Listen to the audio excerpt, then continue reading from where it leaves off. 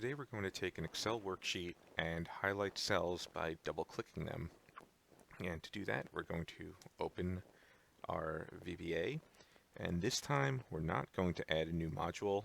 Instead, work entirely within Sheet 1.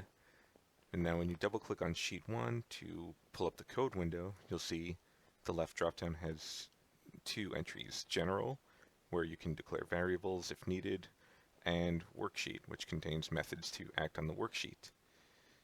So now when you select Worksheet, you see Selection Change automatically defaults to be selected. Now you can change what procedures you see by dropping down the right drop-down, and you can see all different kinds of methods like Activate, which runs code when a worksheet is activated.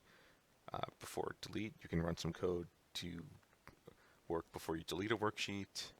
But the one we're going to work in today is before double click.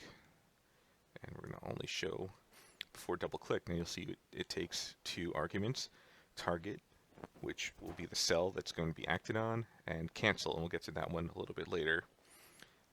Now to change the color inside a cell you double click, simply take target interior dot color index, and we'll make it yellow because that's the default when you start up Excel.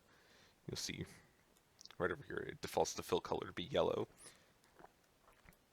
So we'll change color index to 6 for yellow. Now you don't even have to hit run this time. You can just go right back to the worksheet, double click, and you see when you double click, the cursor pops up right there. But before that happens, the cell gets highlighted. But now let's say you want to do a toggle instead. So let's just change this to an if statement. If target.interior.color index is less than 1, which is obviously 0 for white, then target.interior.color index equals 6. Else we'll change it back to white. Target.interior.color index equals 0. And just going back here, you can see now we can toggle.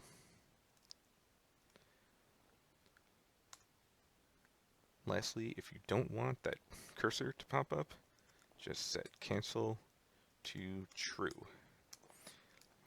So what we're doing here, it's like if there was a procedure to make the cursor appear, cancel equals true is the equivalent of an exit sub type statement. So we highlight yellow, no cursor appears. Unhighlight it, still no cursor. And you can toggle just like that.